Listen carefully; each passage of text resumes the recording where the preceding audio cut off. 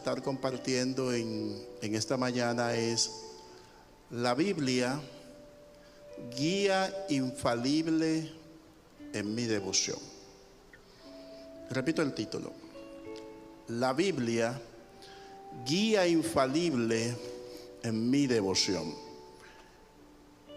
Y leemos la palabra del Señor en el libro de Mateo, capítulo 4, versículo 4. Él respondió y dijo: escrito está, no solo de pan vivirá el hombre, sino de toda palabra que sale de la boca de Dios. Bendito sea el nombre del Señor. Este mes de septiembre, nuestro país conmemora lo que es el Día Nacional de la Biblia. Un 27 de septiembre se conoce como el Día Nacional de la Biblia. Y de plano hay algunas actividades que se vienen desarrollando todo el mes, pero el cierre final se hace con una marcha, principalmente acá en San Pedro de Macorís, donde se destaca y resalta lo que significa la palabra del Señor para la nación, para el mundo, para nuestra provincia. Y de plano aquí en nuestra provincia tenemos lo que es un parque dedicado a la Biblia, y es un espacio donde queda prácticamente en mi ruta, donde yo tengo que transitarme con mucha frecuencia. Y por lo regular siempre veo en las horas de la mañana personas predicando la palabra del Señor, en horas de la tarde y muchas veces en horas de la noche. Diferentes actividades se desarrollan ahí en el parquecito de la Biblia, como comúnmente ya le conocemos, para destacar lo que realmente significa la palabra del Señor. Porque la Biblia es sencillamente eso, palabra de Dios, que en estos tiempos nos permite reflexionar sobre la importancia de Dios en nuestras vidas. Estamos viviendo un tiempo especial que nos invita a valorar la riqueza, la profundidad y la autoridad de la Escritura, que ellas tienen para guiarnos, para corregirnos, para fortalecernos en fe.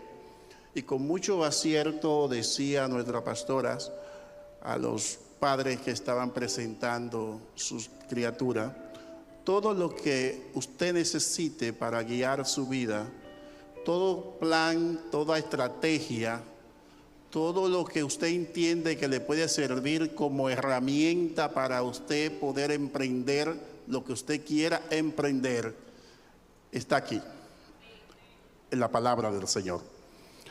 Yo siempre le digo a mis hijos, mira, a veces nosotros nos complicamos mucho, el ser humano se complica bastante, porque si leyéramos más la Biblia, viviéramos un poquito más ahogados, un poquito más descansados y tuviéramos menos problemas. Porque ese manual de vida está ahí para nosotros, para dirigirnos, para cuidarnos, para guardarnos. Y esto siempre hay quienes los hacen un símil con cuando usted compra un electrodoméstico, por decirle algo, un microondas, una nevera, un televisor. Viene dentro un manual, pero como nosotros sabemos que no la sabemos todas, ¿verdad? Y lo primero que nosotros agarramos el manual y decimos, ¿qué es eso el manual? Tira eso por ahí, eso yo lo sé. Y lo tiramos a un ladito, o un mueble de IKEA. Interesante los muebles de IKEA. El manual, tira eso por ahí. Y cuando empezamos a armar el equipo, de repente nos damos cuenta que faltan tornillos y el equipo no funciona como debe de ser. Entonces, ¿dónde está el manual? Entonces, luego que tenemos el problema, entonces queremos acudir al manual. Lo que sería inverso: primero leemos el manual para evitarnos las situaciones, para evitarnos los problemas, ¿verdad? Por eso, cuando nosotros tenemos esta Biblia, tenemos que acudir siempre a ella para evitarnos situaciones. Y en el pasaje que hemos leído hay una frase que a mí en lo personal me impacta mucho y que es apropiada para esta ocasión. Esa frase es: escrito está. Y la repito: escrito está. Es la autoridad de Dios, es el fundamental en la creación.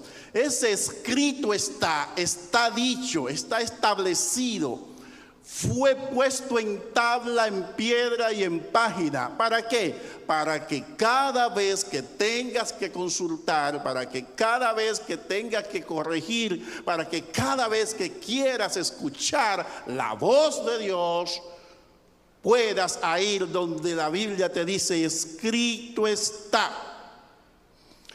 La humanidad debe apelar a ella para recibir instrucciones de vida porque por la Biblia nosotros seremos juzgados el día final.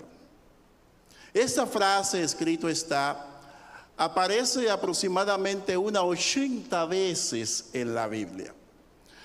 Pero hay otras frases similares como: así dice el Señor dice, la palabra del Señor vino a mí, y otras más parecidas que cuando se recopilan hacen más de 600 las ocasiones cuando la Biblia dice: así dice el Señor. Y en ese así dice el Señor, a nosotros como seres humanos, como simples mortales, solo nos resta decir: así sea, Señor. ¿Para qué? Para que nosotros no podamos enfrentar situaciones difíciles. Porque el uso incorrecto de la palabra puede traer consecuencias fatales al hombre. Y yo quisiera, sobre este punto, hablar de dos acontecimientos. Y el número uno es Adán y Eva. El segundo, Oseas. Y luego vamos a ver cómo Jesucristo maneja las mismas situaciones. Yo quiero que usted vaya conmigo al libro de Corintios, 2 de Corintios 11:3, dice: pero temo que como la serpiente con su astucia engañó a Eva, vuestros sentidos sean de alguna manera extraviados de la sincera fidelidad de Cristo. Este es el apóstol Pablo hablándole a la iglesia de Corintios. Pablo tiene ese temor de que como el enemigo engañó a Eva, también ellos puedan ser de alguna manera extraviados de la verdad. Y es un consejo que aplica hoy en día a nosotros. ¿Y qué fue lo que pasó con Eva? La historia ustedes todos la conocen, pero quisiéramos recrearla para ver qué encontramos, si hay algo de nuevo en ella. Cuando leemos Génesis capítulo 2, versículo 15 al 17, vamos a ver el mandato, lo que Dios le dijo a Adán. ¿Qué fue lo que Dios le dijo? Tomó pues Jehová Dios al hombre y lo puso en el huerto de Edén para que lo labrara y lo guardase. Y mandó Jehová Dios al hombre diciendo, óigase bien: de todo árbol del huerto podrás comer. Y repito, de todo árbol del huerto podrás comer, mas del árbol de la ciencia del bien y del mal no comerás, porque el día que de él comieres ciertamente morirá. Ese es el mandato dado por el Señor. Es lo que Dios le dice a Adán. Pero cuando usted se va a Génesis capítulo 3, del versículo 1 al 4, encontramos entonces una conversación entre la serpiente y Eva. Y leemos Génesis 1:4, dice: pero la serpiente era astuta, más que todos los animales del campo que Jehová Dios había hecho. La cual dijo a la mujer, con que Dios os ha dicho, no comáis de todo árbol del huerto. Y la mujer respondió a la serpiente, del fruto de los árboles del huerto podemos comer, pero del fruto del árbol que está en medio del huerto, dijo Dios, no comeréis de él. Y pone un agregado, ni le tocaréis para que no muráis. Entonces la serpiente dijo a la mujer, no moriréis. Todos sabemos las consecuencias, pero aquí hay un punto. Lo primero es que cuando nosotros somos tentados a través de diferentes situaciones, vemos la parte introductoria como hace el enemigo de la justicia, y lo primero que él hace es usar un tono irónico, una ironía, con que Dios os ha dicho, ¿será verdad? Siembra la duda, siembra el tal vez, siembra el quizás, y ese tono irónico introduce a la mujer en una conversación. Y entonces dice de forma irónica, ¿para qué? Para socavar la palabra del Señor, para debilitar la palabra del Señor, para dañar la palabra de Dios. ¿Cuál era la palabra de Dios? La que Dios le había dicho a Adán, de todo árbol del huerto puedes comer, mas del árbol que está en el centro del huerto, de ese no comerás. Él lo dice de una forma inversa. Él lo tuerce y dice, entonces Dios ha dicho que de todos los árboles del huerto no pueden comer. Tuerce la verdad, reformula una pregunta engañosa y logra captar la intención, el interés de Eva. Y Eva, como tenía un tanto de conocimiento de la palabra hablada, dice, qué bueno, pastora, el ayuno de Zacarías, ¿verdad? Si Eva hubiera aprendido el ayuno de Zacarías, hubiese sabido que en este momento tenía que quedarse callada. Porque Eva dice, no, espérate serpiente. No es así, te corrijo. Bien, de todos los árboles del huerto sí podemos comer. Ahora, del que no podemos comer, serpiente, es del que está en el medio y ni siquiera tocarlo. Y ahí Satanás, que por algo es diablo, dice, interesante, tengo tu atención, te atraje, pero también fallaste a la palabra que me dijiste. ¿Dónde falla Eva? Eva falla en la parte donde dice, ni lo tocaréis. Porque Jehová, Dios, no le había dicho a Adán que no tocaran el fruto. El pecado no estaba en tocarlo. El pecado estaba en comerlo. Y cuando él ya dice, ni lo tocaréis, me imagino yo que puede ser que Satanás le arremiera una ramita al lado y de repente, mira, lo tocaste y no te muriste. Fíjese usted que después de ahí no hay otras palabras de Eva. Solamente hay la visión, lo que le gusta, lo que le atrajo. Por ende, hermanos, Eva constituye en ese momento lo que es una doctrina de hombres. En el libro de Mateo 15:9 dice, pues en vano me honran, enseñando como doctrina mandamientos de hombres. Cuando nosotros le agregamos a la palabra del Señor, tal vez ella en su buena intención, con su buena disposición, pero le puso una parte que Dios no había dicho. Y Satanás conoce la palabra del Señor. Por consiguiente, constituyó ese mandamiento en un mandamiento de hombre. Con tanta razón, Proverbio 10:9 nos dice: en las muchas palabras no falta el pecado.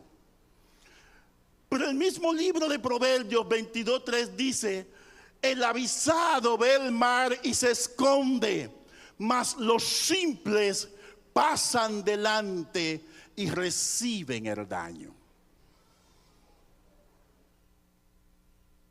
Eva, queriendo ayudar lo que Dios había dicho, abrió el espectro para que Satanás pudiera ganar campo de terreno y en su corazón. Otra cosa, hermanos, con Satanás no se conversa.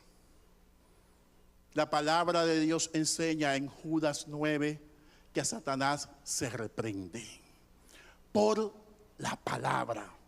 Si yo no domino bien la palabra, si yo no conozco bien la palabra, entonces lo único que yo tengo que atinar a decir es: el Señor te reprenda, porque contigo no voy a conversar. Amados hermanos, vamos a ver otro caso del libro de Oseas. Y cuando usted busca Oseas 4:6, es un pasaje que se ha leído y lo hemos visto en muchas ocasiones. Dice la Biblia, Oseas 4:6: mi pueblo fue destruido porque le faltó conocimiento. Por cuanto desechaste el conocimiento, yo te echaré del sacerdocio. Y porque olvidaste la ley de tu Dios, también yo me olvidaré de tus hijos. Este libro de Oseas, que habla sobre la vida y el reinado del rey Jeroboam II, y usted puede ampliar sus conocimientos de él en el libro de los Reyes, Segunda de Reyes, básicamente, en el libro de las Crónicas, en el libro de Amós y el mismo libro de Oseas, hace mención en este pasaje de que su pueblo perece por falta de conocimiento. Y vamos a ver más adelante a qué tipo de conocimiento se estaba reflejando. ¿Qué era lo que estaba pasando en aquel entonces? Aunque la nación estaba creciendo, estaba siendo florecida a nivel económico, pero su devoción, su entrega, su relación, el apego a la palabra del Señor, se habían quitado y se habían volcado a adorar a los dioses cananeos. Dígase, a los Baal. El pueblo entero estaba cometiendo adulterio espiritual. Un día estaba con Baal, otro día estaba con Jehová. Un día iba al templo y era el cristiano más devoto, más íntegro, más sincero. A la semana siguiente estaba planificando y haciendo cosas que no iban de conforme a la palabra del Señor. Eso se llama adulterio espiritual. Y en esa vocación, en ese trajín, estaba el pueblo de Israel. Ese adulterio espiritual, donde le faltó conocimiento, dice el profeta, mi pueblo perece. Pero ¿por qué conocimiento? Un conocimiento definido en el término hebreo como yada. No es el conocimiento intelectual. No es el conocimiento de ver, de estudiar, de expresar. Era el conocimiento de relación, de buscarse en devoción a Dios, de buscar su presencia, de obedecer su palabra, de intimidar con Él. Ese tipo de conocimiento estaba siendo escaseado en el pueblo de Israel. ¿Pero por quién estaba siendo escaseado? Precisamente por los gobernantes de la nación. Rey y sacerdotes eran los principales que estaban motivando al pueblo a llevarlo a esa ignorancia espiritual. Por consiguiente, cuando nosotros ignoramos lo que enseña la palabra del Señor, podemos traer consecuencias fatales a nuestras vidas. Los sacerdotes que estaban encargados de enseñar y dirigir al pueblo eran los mismos que ahora estaban quemando incienso y adorando a Baal. Y el rey por igual. La falta de conocimiento, hermano, la falta de relación provocó la destrucción del pueblo de Israel, invadido años más tarde por el imperio asirio. Esto de desecharon y olvidaron, hay palabras centrales ahí. Desechar y olvidar la palabra de Dios, lo que Él ha establecido, lo que Él ha puesto como norma, como principio de vida, provocó que los sacerdotes fueran expulsados de su ministerio. Provocó que el rey tuviera las consecuencias que tuviera. Y como con último, toda acción trae una reacción. Y Dios, en ese mismo pasaje, en la parte última dice: como ustedes se han olvidado de mi ley, yo también me olvidaré de tus hijos. ¿Es algo de retaliación? No, no es retaliación. Lo que pasa es que si nosotros como padres ignoramos la palabra del Señor, si nosotros como padres rechazamos la palabra del Señor, si la sociedad no se forma bajo el conocimiento de la palabra del Señor, entonces, ¿qué le está dejando a esa generación que viene subiendo? ¿Qué guía de vida le está proponiendo? Esa generación que no escucha, que no sabe, quien no conoce de Dios, entonces es reo de perdición. Por ende, nosotros como padres tenemos una labor importante y una misión que tenemos que cumplir. En la enseñanza de la palabra de Dios inicia por casa. Y si hay una de las cosas que a mí me encanta de esta congregación, y me enamoro cada día más de ella, es lo que decía nuestro hermano Minaya: amo tu palabra. Yo no sé en otro lugar, pero yo puedo dar testimonio que aquí se estudia la palabra de Dios, que aquí se habla la palabra del Señor. Hoy tenemos acceso a muchas información. Hoy usted agarra su teléfono y usted puede conseguir cualquier información que usted quiera. Antes era un poquito difícil, pero ahora con su aparato usted tiene acceso a conseguir la información que usted desee. No se trata solo de tener la información, se trata de vivirla, se trata de tenerla guardada. Porque hoy en día mi pueblo perece por falta de conocimiento. Yo puedo decir: mi pueblo perece por falta de sometimiento. Tenemos el dato. Lo que nos falta es acogernos a esa información. Amados hermanos, en el caso de Jesús y el punto que hemos leído, Mateo 4, 3, 4,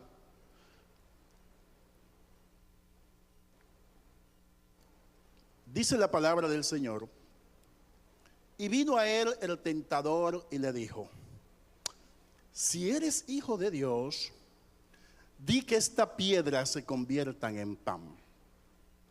Él respondió y dijo: escrito está, no solo de pan vivirá el hombre, sino de toda palabra que sale de la boca de Dios.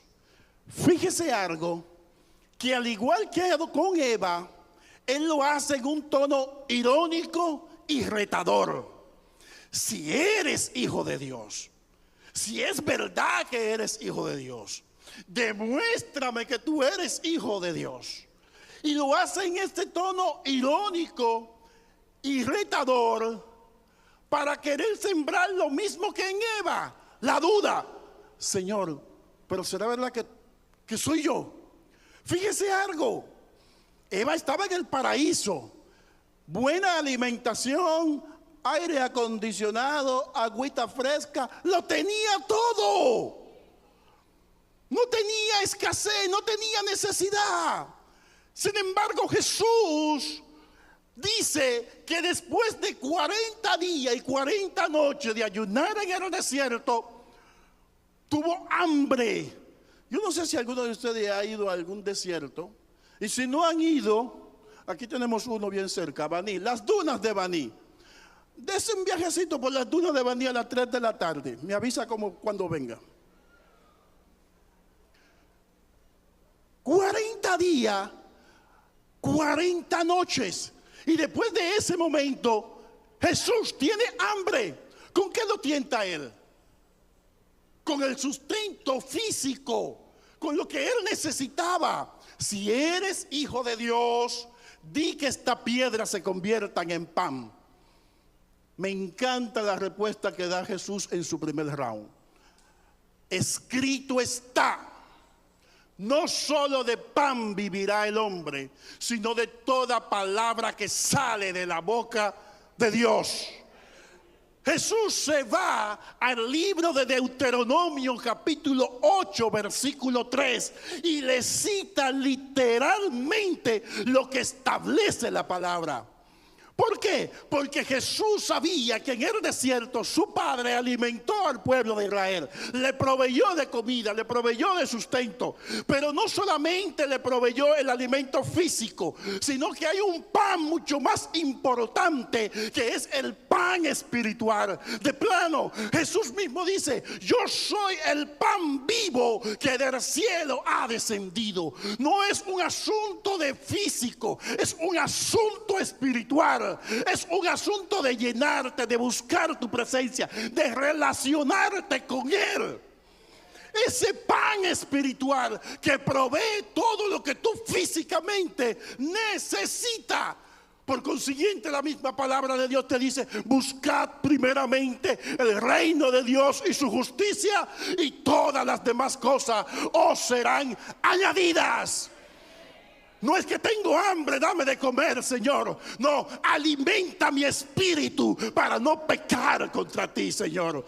Alimenta mi fe, Señor. Alimenta mi relación, Señor. Quiero conocerte más. A ese pan le hizo mención nuestro Señor y Salvador Jesucristo. Pero Satanás, en un segundo asalto, dice lo siguiente en el libro de Mateo 4, 5, 7.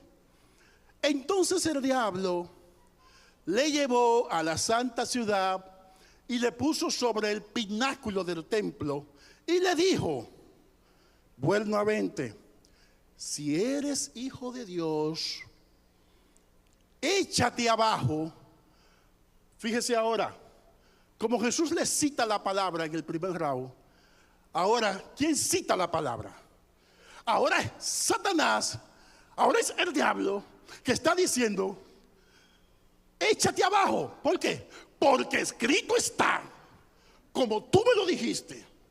¿Y qué dice él? A sus ángeles enviará acerca de ti, y en sus manos te sostendrá, para que no tropiece tus pies en piedra.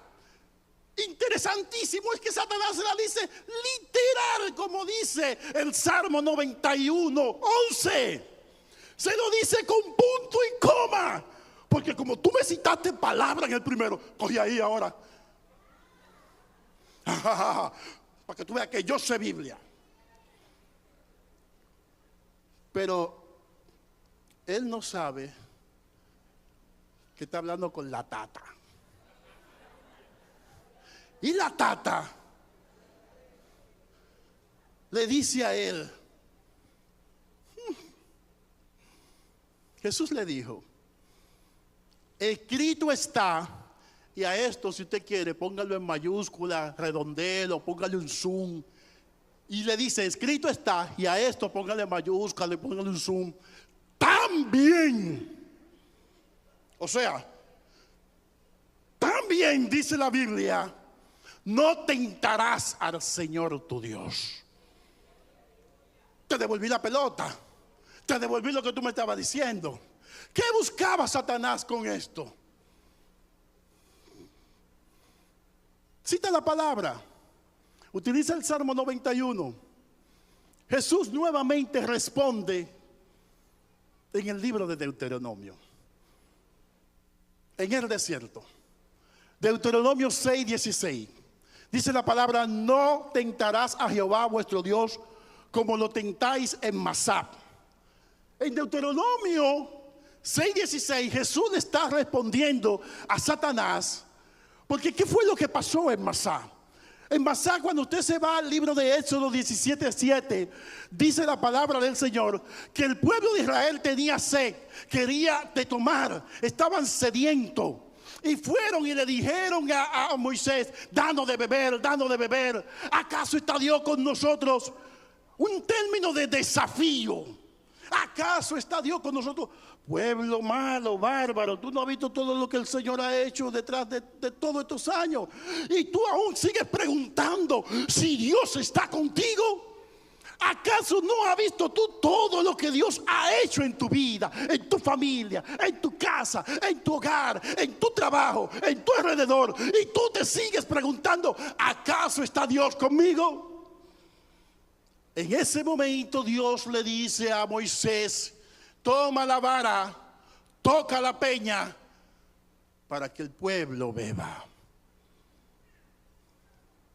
Pero Satanás no se queda de brazos cruzados y él quiere tener un último asalto. Y él dice: otra vez le llevó el diablo a un monte muy alto y le mostró todos los reinos del mundo y la gloria de ellos.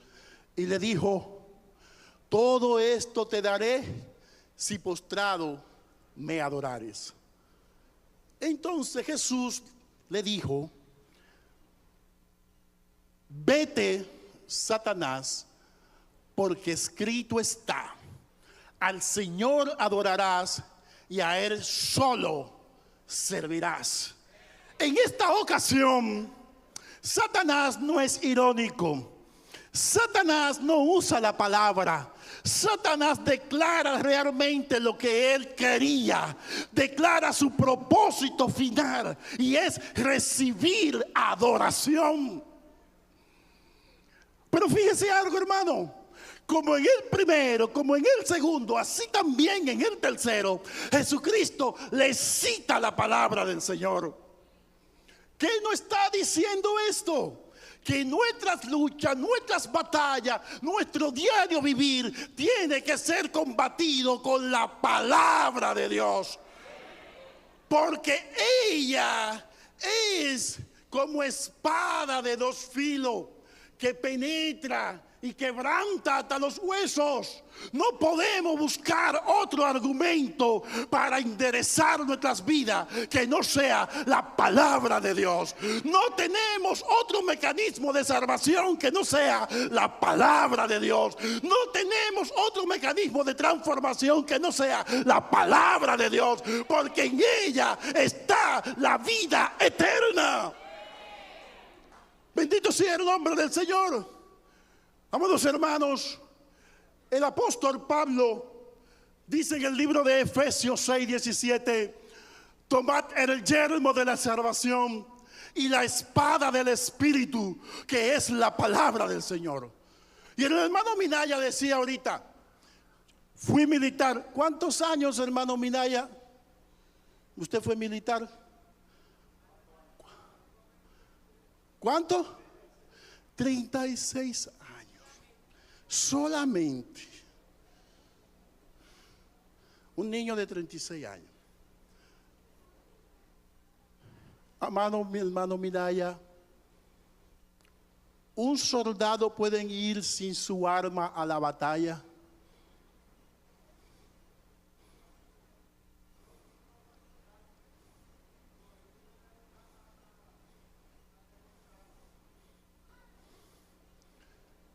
Un soldado sin arma en batalla es como un cristiano sin conocimiento de la palabra. ¿Qué pasa a un soldado en batalla sin arma? El soldado queda indefenso ante el enemigo. ¿Sí o no, hermano Minaya? ¿Verdad que sí? Puede tener entrenamiento, puede tener uniforme, puede tener valor, pero si no tiene con qué defenderse o atacar, está en desventaja contra su enemigo. ¿Sí o no? Eso mismo pasa con un cristiano sin conocimiento y sin uso de la palabra del Señor. Podemos verlo muy bonito, podemos verlo bien, qué sé yo, y andar con nuestra Biblia, pero si no conocemos la palabra de Dios, estamos indefensos. Estamos desarmados. Podemos ser presa del enemigo fácilmente. Porque en Hebreos 4:12 dice: porque la palabra de Dios es viva y eficaz y más cortante que toda espada de dos filos, y que penetra hasta partir el alma y el espíritu, las coyunturas y los tuétanos, y discierne los pensamientos y las intenciones del corazón.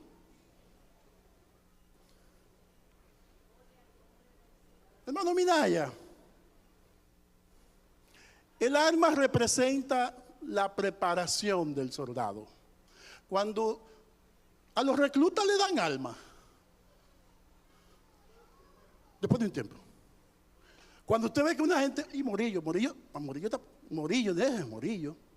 cuando anda con su arma en el cinto ahí, es porque ya tiene su responsabilidad, ¿verdad?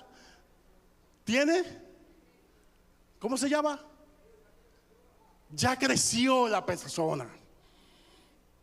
Y ese es su cinto, ese es su arma de reglamento.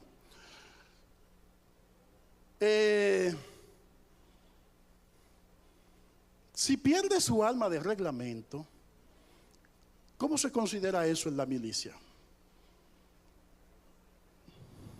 Falta grave, ¿verdad? Primero le dicen tiene 30, en lo que aparece la escopeta, el rifle, lo que sea, ¿verdad? Es grave. No puede perder su arma de reglamento porque lleva sanciones, lleva desconfianza e incluso puede ser dado hasta de baja. ¿Sí o no?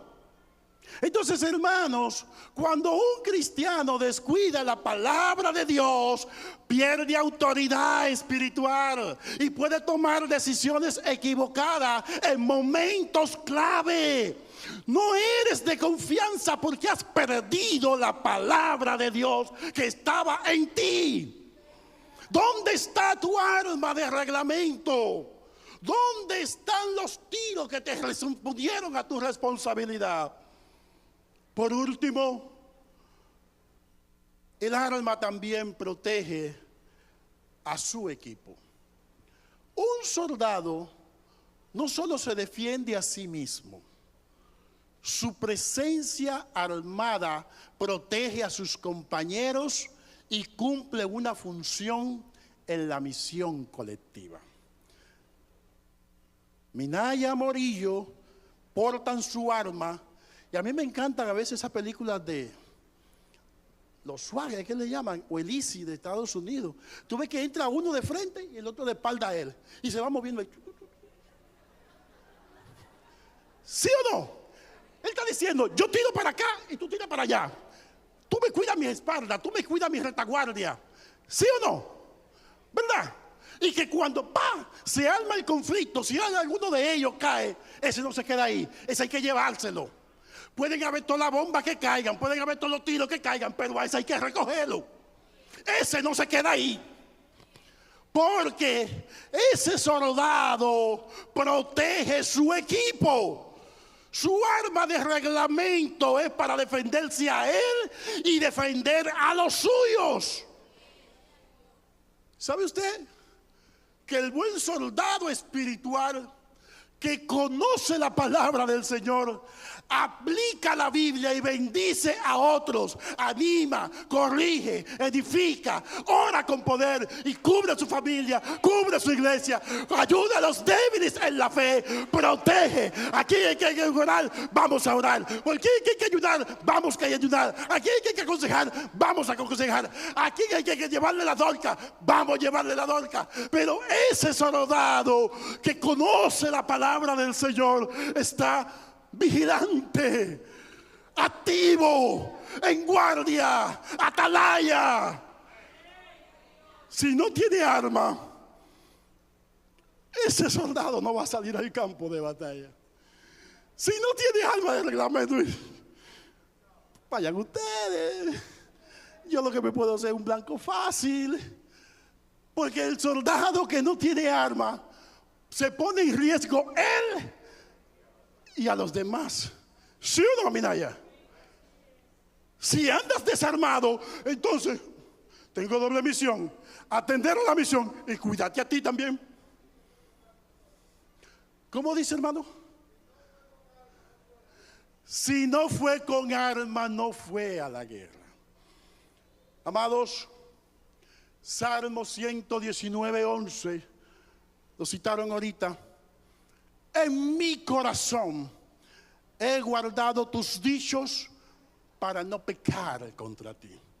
Nuestra arma principal tiene que estar guardada en mi interior, para que cuando lleguen los momentos difíciles, para que cuando lleguen los momentos de prueba, yo pueda decir: escrito está, y agarrarme de esa palabra. Amados hermanos, no basta con tener Biblia, hay que saber usarla. No basta con leerla, hay que vivirla. Un creyente armado con la palabra es poderoso y firme. Y me gusta la palabra que utiliza el pastor: firme. ¿Sí o no? Un soldado armado está siempre en atención, porque usa bien la palabra de verdad. Concluyo con el mensaje dado de nuestro apóstol Pablo a nuestro hermano Timoteo. Segunda de Timoteo 2:15. Procura con diligencia presentarte a Dios. ¿Cómo? ¿Cómo se va a presentar? Como obrero que no tiene nada de qué avergonzarse, que usa bien la palabra de verdad.